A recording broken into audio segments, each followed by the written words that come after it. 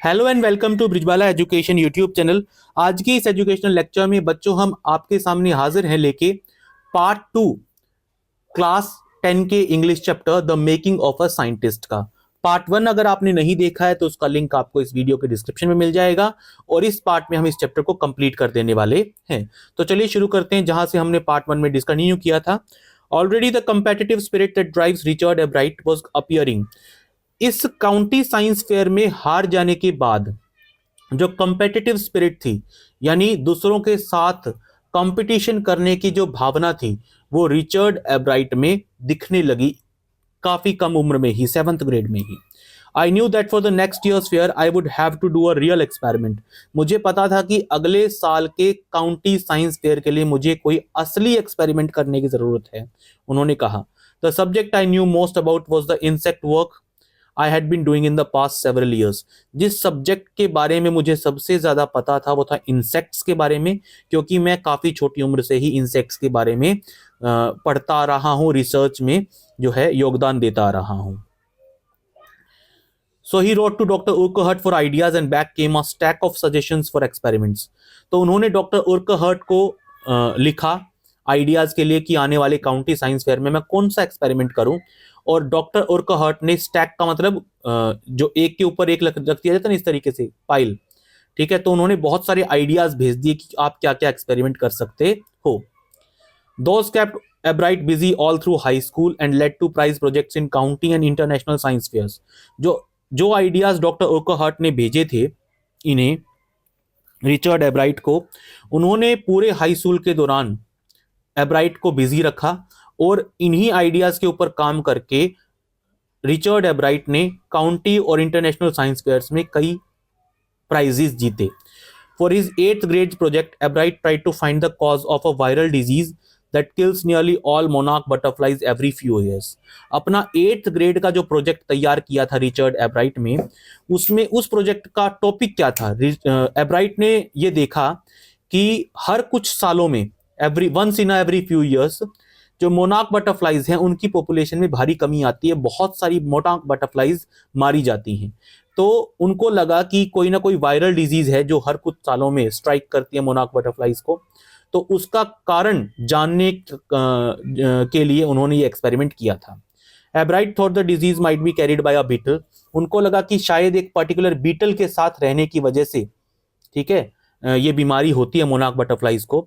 He tried to raising caterpillars in the presence of beetles. इसीलिए उन्होंने Beatles के साथ मोनार्क बटरफ्लाइज को बड़ा किया, पैदा किया।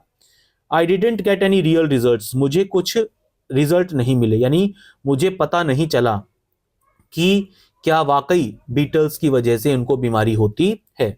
But I went ahead and shot that I had tried the experiment, this time I one. लेकिन मैंने यही एक्सपेरिमेंट उस काउंटी साइंस फेयर में दिखाया और मैं जीत भी गया, क्योंकि मैंने एक रियल एक्सपेरिमेंट किया था। ठीक है, मैंने एक रियल एक्सपेरिमेंट करने की कोशिश की थी, इसलिए मैं जीता भी उस बार। The next year his science fair project was testing the theory that viceroy butterflies copy monarchs. अगले साल का जो उनका साइंस फेयर का प्रोजेक्ट था, उसमें उन्होंने ये जानने की कोशिश की थी कि क्या जो वाइसरॉय बटरफ्लाइज होती हैं वो मोनार्क बटरफ्लाइज की तरह दिखने की कोशिश करती हैं, उनको कॉपी करने की कोशिश करती हैं। The theory was that viceroys look like monarchs because monarchs don't taste good to birds. अब ऐसा वो शायद इसलिए करती होंगी क्योंकि मोनार्क बटरफ्लाइज टेस्ट में अच्छी नहीं होती, इसलिए बर्ड्स उनको नहीं खाते, जबकि वाइसरॉय बटरफ्लाइज टेस्ट में अच्छी होती हैं, इसलिए बर्ड्स उनको चुन चुन के खाते रहते हैं।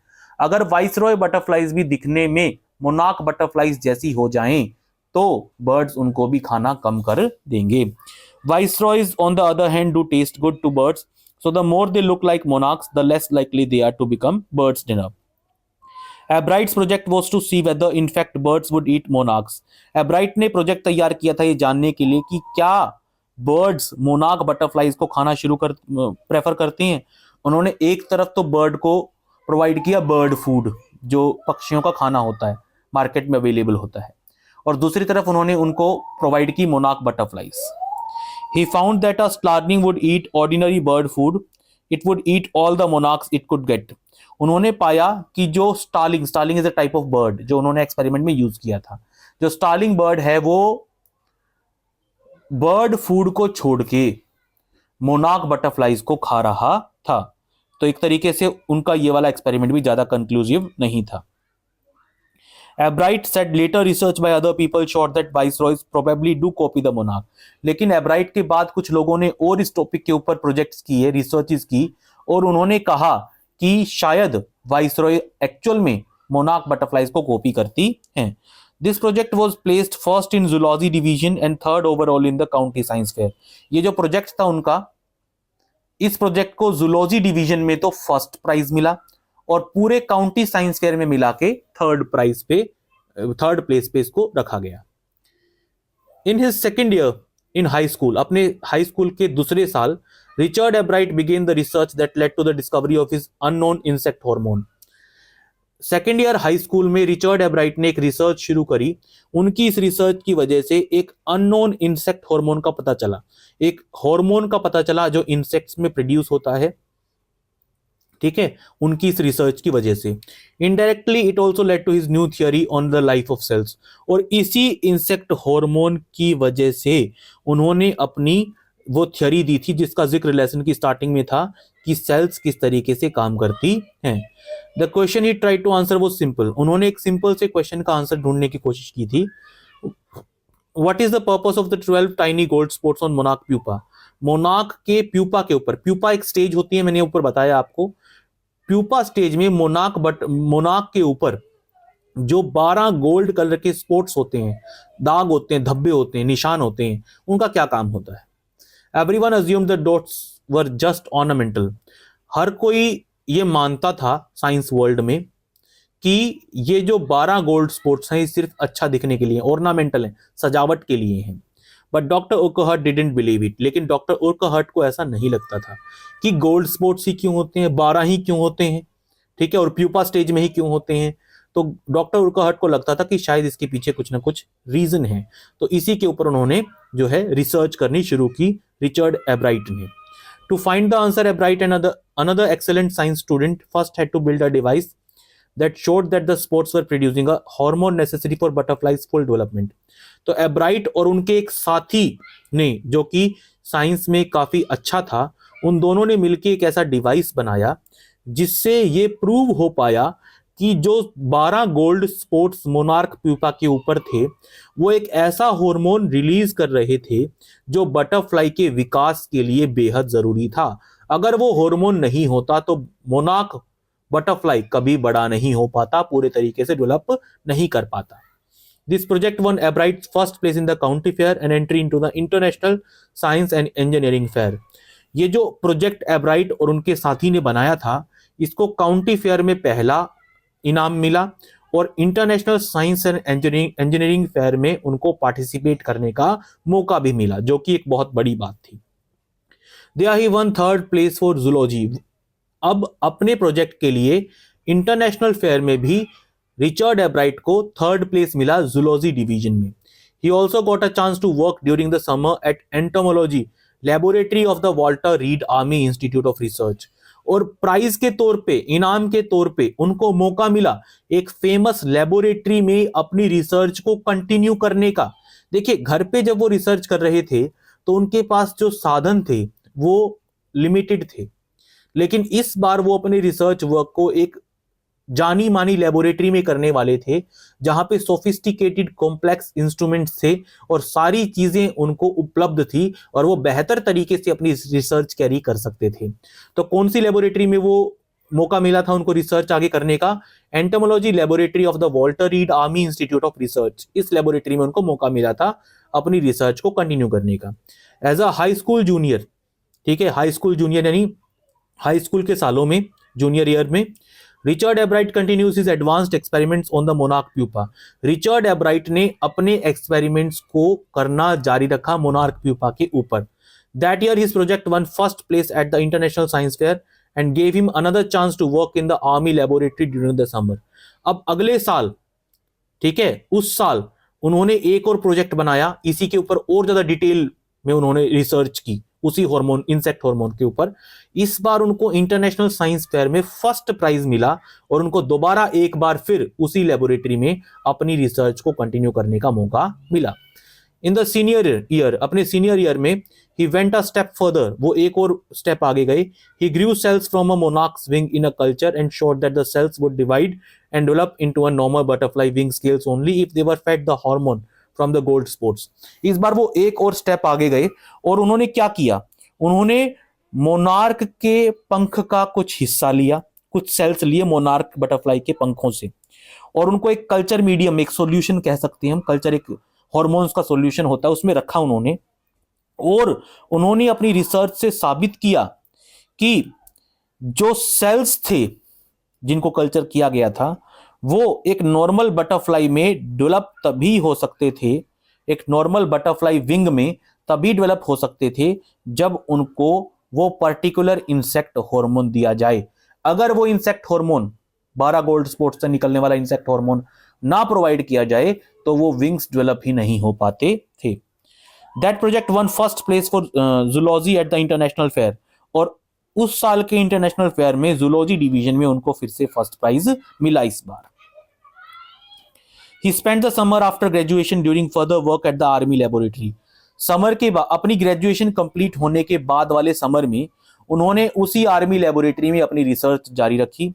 And at the laboratory of US department of agriculture, और क्योंकि अब वो कई बार प्राइजेस जीत चुके थे तो उन्होंने अपनी रिसर्च के लिए यूएस डिपार्टमेंट ऑफ एग्रीकल्चरल वाली लेबोरेटरी में भी एक्सपेरिमेंट्स करने का मौका मिला.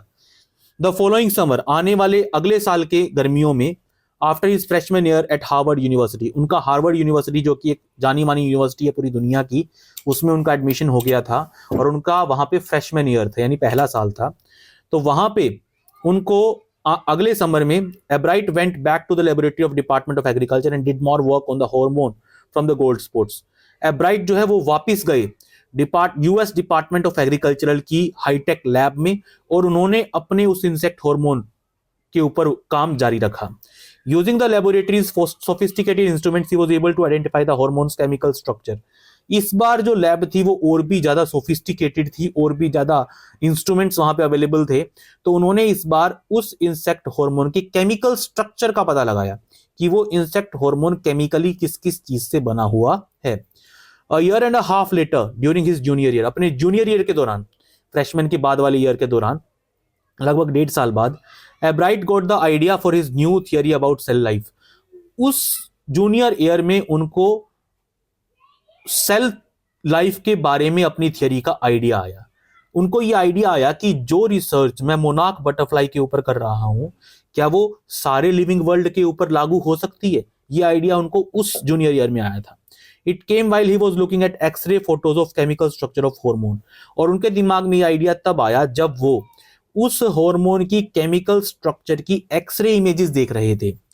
When he saw those photos, जब उन्होंने उन फोटोज को देखा, एब्राइट डिडंट शाउट यूरेका और even I got it.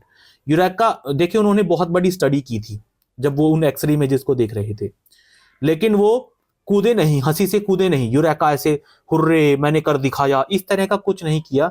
He was काम एंड कंपोज्ड, वो काफी काम थे, काफी शांत थे वो. But he believed that along with his findings about insect hormones, the photos gave him the answer to one of biology's puzzles. लेकिन उनको पता था उस वक्त जब वो उन एक्सरे इमेजेस को देख रहे थे कि साइंस की दुनिया में एक जो बहुत बड़ी पहेली है, बायोलॉजी की दुनिया में एक जो बहुत बड़ी पहेली है, उसका जवाब शायद मैंने खोज निकाला है. अब पहेली क्या थी? How the cells can read the blueprint of DNA, कि हमारे जो सेल्स हैं वो हमारे डीएनए को किस तरीके से रीड कर पाते हैं. देखिए डीएनए क्या होता है? डीएनए वो चीज होती है जो हर सेल के न्यूक्लियस के अंदर पाई जाती है और हमारी हेरिडिटी को कंट्रोल करती है, हमारे पेरेंट्स के कैरेक्टर्स को बच्चों में लेके आती है. तो इंसान को इंसान हमारा डीएनए ही बनाता है. ठीक है, हमारी सेल्स किस तरीके से डेवलप होंगी ये डीएनए ही तय करता है, और डीएनए की वजह से ही इंसान इंसान होता है, जानवर जानवर होता है. अलग अलग ऑर्गेनिजम्स का डीएनए अलग अलग होता है. तो उन्होंने अपने स्टडी के दौरान, अपने रिसर्च के दौरान इस बात का पता लगाया कि सेल जब डेवलप हो रही होती है तो डीएनए को कैसे रीड करती है डेवलपमेंट के वक्त. It determines the form and function of the cell.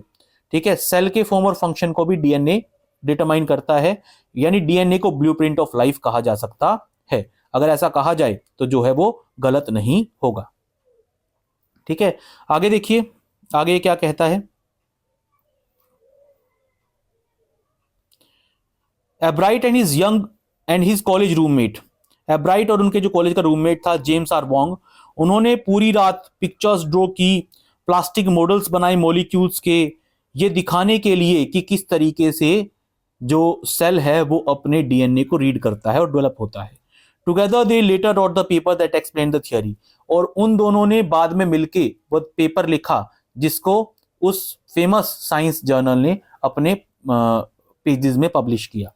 Surprising no one who knew him, Richard Albright graduated from Harvard with highest honors, second in the class of 1510. जो भी Richard एब्राइट को जानते थे वो सब तो हैरान नहीं थे जब रिचर्ड एब्राइट हार्वर्ड यूनिवर्सिटी से ग्रेजुएट हुए हाईएस्ट ऑनर्स के साथ, सबसे ज्यादा मार्क्स के साथ, 1510 बच्चों की क्लास में सेकंड प्लेस उनको मिला था। जो ना जानने वाले थे वो तो काफी सरप्राइज्ड थे, लेकिन जो रिचर्ड एब्राइट को जानते थे उनको ज्यादा हैरानी नहीं हुई होगी, क्योंकि उनको पता था रिचर्ड की काबिलियत का। Richard went to become a graduate student researcher at Harvard medical school. Graduation complete करने के बाद वो हार्वर्ड मेडिकल स्कूल में अपनी रिसर्च कंटिन्यू करने लगे। Then there he began doing experiments to test his theory. जो उन्होंने थियरी प्रकाशित करवाई थी, पब्लिश करवाई थी, उस थियरी के ऊपर वो आगे काम कर रहे थे। If the theory proves correct, it will be a big step towards understanding the process of life. अगर उनकी थियरी सही साबित वो कर देते तो लाइफ प्रोसेसेस को की दुनिया में ये एक बहुत बड़ा कदम होता। It might also lead to a new ideas for preventing some types of cancer and other diseases. अपने इस नई रिसर्च से वो कैंसर और बाकी जानलेवा बीमारियों की का इलाज ढूंढने में भी हेल्प कर सकते थे। All of this is possible because of Albright's scientific curiosity. और ये सब पॉसिबल हो पाया क्योंकि एब्राइट के अंदर साइंटिफिक क्यूरियोसिटी थी, उनके अंदर चीजों को जानने की, सीखने की उत्सुकता थी उनके अंदर। His high school research into the purpose of sports of monarch pupa eventually led him to his theory about cell life. जो उन्होंने हाई स्कूल के दौरान अपनी रिसर्च शुरू की थी 12 gold sports of monarch pupa, उस छोटी सी रिसर्च ने उनको सेल लाइफ के बारे में एक बहुत बड़ी थियरी देने में हेल्प की। Richard Ebright has been interested in science since he first began collecting butterflies. Richard Ebright जो है वो साइंस में तब से इंटरेस्टेड हैं जब से उन्होंने बटरफ्लाइज कलेक्ट करना शुरू किया था, काफी यंग एज में। But not so deeply that he hasn't time for other interest. लेकिन वो साइंस के अलावा बाकी चीजों में भी रुचि रखते थे, कुछ ज्यादा ही डीप नहीं थे वो साइंस को लेके। Ebright also become a champion debater, वो डिबेट बहुत अच्छा करते थे। ठीक है, डिबेट कॉम्पिटिशन्स होते हैं उनमें काफी अच्छा पॉइंट्स रखते थे अपने, काफी अच्छा पब्लिक स्पीकर थे वो। एंड अ गुड कैनोइस्ट, एक कैनो जो होती है ना वो एक तरह की बोट होती है, ठीक है, काफी लंबी होती है, तो वो कैनोइंग करना उनकी हॉबी थी एक तरीके से। और एक आउटडोर पर्सन भी थे, उनको बाहर घूमना भी पसंद था। और वो एक एक्सपर्ट फोटोग्राफर भी थे, फोटोज भी बहुत अच्छी खींचते थे। Particularly of nature and scientific exhibits, खासकर उनको फोटो लेना पसंद था नेचुरल चीजों की, नेचर की, और साइंस की जो प्रदर्शनियां वगैरह लगती थी, एग्जिबिट्स लगते थे, ठीक है, उन चीजों की फोटो लेना उनको काफी अच्छा लगता था। इन high school Richard एब्राइट was a straight a student. High school के दिनों में रिचर्ड एब्राइट स्ट्रेट ए स्टूडेंट थे। इसका मतलब वो पढ़ने में काफी होशियार थे, हर सब्जेक्ट में ए ग्रेड लेके आते थे। बिकॉज लर्निंग वॉज ईजी, क्योंकि उनके लिए लर्निंग काफी आसान थी। He turned a lot of his energy towards debating and model United Nations clubs. उन्होंने अपनी बाकी एनर्जी को लगाया किस तरफ, डिबेटिंग को सीखने की तरफ और यूनाइटेड नेशंस क्लब्स में पार्टिसिपेट करने की तरफ। He also found someone to admire. उनको एक एडमायरर भी मिले, अपने एक टीचर भी मिले जो काफी तारीफ करते हैं, ठीक है, मतलब जिनकी वो काफी तारीफ करते थे, जिनको वो काफी पसंद करते थे, रिचर्ड एब्राइट। रिचर्ड अ वियरर, उन टीचर का नाम था रिचर्ड वियरर, जो कि एसएसटी के सोशल स्टडीज के टीचर थे। और दोनों क्लब्स में, कौन कौन से क्लब्स में, डिबेटिंग क्लब में और मॉडल यूनाइटेड नेशन क्लब में उनके एडवाइजर भी थे। Mister Weiherer was the perfect person for me then. उन दिनों मिस्टर वियरर मेरे लिए सबसे परफेक्ट पर्सन थे। He opened my mind to new ideas. नए नए आइडियाज के बारे में जानने को लेके उन्होंने मेरे दिमाग को तैयार किया। यानी मेरे अंदर जो साइंटिफिक क्यूरियोसिटी देखने को मिलती है, जिसकी वजह से मैं इतना कामयाब हुआ, उस साइंटिफिक क्यूरियोसिटी को जगाने में, बनाने में मिस्टर वियरर का बहुत बड़ा योगदान है। Richard would always give that extra effort, mister wearer said. और मिस्टर वियरर कहते थे कि रिचर्ड छोटी उम्र से ही हर काम में एक्स्ट्रा एफर्ट्स लगाता था, खास कोशिश करता था. What pleased me was here was this person who put in 3 or 4 hours at night doing debate research, besides doing all his research with butterflies and his other interests. Mister wearer कहते हैं कि जो चीज मुझे खुश करती थी Richard एब्राइट के बारे में वो ये थी कि ये लड़का पूरी रात डिबेट तैयार करने के लिए 3-4 घंटे लगा देता था, और उसके अलावा उन 3-4 घंटों के अलावा वो अपनी रिसर्च भी जारी रखता था और बाकी अपनी हॉबीज भी पूरी करता था, बाकी अपने इंटरेस्ट में को भी टाइम देता था. रिचर्ड काफी कंपेटिटिव था, मिस्टर वियरर कहते हैं, but not in a bad sense. लेकिन बैड सेंस में नहीं, दूसरों को पीछे छोड़ने के लिए वो कंपटीशन नहीं करता था, बाकी दूसरों से बेहतर बनने के लिए एक पॉजिटिव डायरेक्शन में वो कंपेटिटिव था. उन्होंने एक्सप्लेन किया, Richard wasn't interested in winning for winning sake or winning to get a prize. Rather, he was winning because he wanted to do the best job he could. Richard जो था वो जीतने में interested नहीं था, prize में interested नहीं था, लेकिन वो ये चाहता था कि जो वो काम करे वो अपनी पूरी काबिलियत के साथ करे और बेस्ट तरीके से करे, ये उसकी सोच होती थी. For the right reasons he wants to be the best. वो सबसे बेस्ट काम करना चाहता था, सबसे बेस्ट बनना चाहता था, लेकिन सही मायने में, दूसरों को नीचा दिखाने के लिए नहीं, सही मायने में. And that is one of the ingredients in making of a scientist. और साइंटिस्ट बनने के लिए ये चीज बड़ी जरूरी होती है. क्या चीज? कि आप जो भी काम करें बेस्ट करें. Start with a first rate mind. अब ये कहता है कि साइंटिस्ट किस तरीके से बनाया जा सकता है. सबसे पहले तो एक first rate mind. First rate mind का मतलब एक अच्छा दिमाग चाहिए, काफी शार्प माइंड चाहिए. उसके अंदर क्यूरियोसिटी ऐड कीजिए, थोड़ी सी उस दिमाग में थोड़ी सी उत्सुकता ऐड कीजिए. Mix in the will to win for the right reasons. उसके अंदर विल पावर ऐड कीजिए कि वो जल्दी हार ना माने. ठीक है. एब्राइट हैज दीज क्वालिटीज. एब्राइट के अंदर ये सारी क्वालिटीज थी. From the time the book The Travels of Monarch X opened the world of science to him, Richard Ebright has never lost his science curiosity. जब से उन्होंने बचपन में वो किताब पढ़ी थी The Travels of Monarch X, तब से साइंस में उनकी दिलचस्पी जागी थी और उन्होंने अपनी पूरी लाइफ के दौरान अपनी उस साइंटिफिक क्यूरियोसिटी को कम नहीं होने दिया. ठीक है. तो ये the making of a scientist chapter आपका यहाँ कंप्लीट होता है. रॉबर्ट डब्ल्यू पैटरसन का लिखा हुआ चैप्टर है. अगर आपको ये वीडियो पसंद आई तो प्लीज वीडियो को लाइक कीजिएगा, कमेंट सेक्शन में अपना फीडबैक जरूर दीजिएगा, और अगर आप इस चैनल पे नए हैं तो प्लीज चैनल को सब्सक्राइब कीजिएगा. नोटिफिकेशन बेल आइकन को दबा के ऑल बटन पे क्लिक जरूर कीजिएगा, ताकि जैसे ही हम कोई नया वीडियो अपलोड करें तुरंत उसकी नोटिफिकेशन आपके डिवाइस तक पहुंच जाए. Thank you for being with us. Keep loving, keep supporting.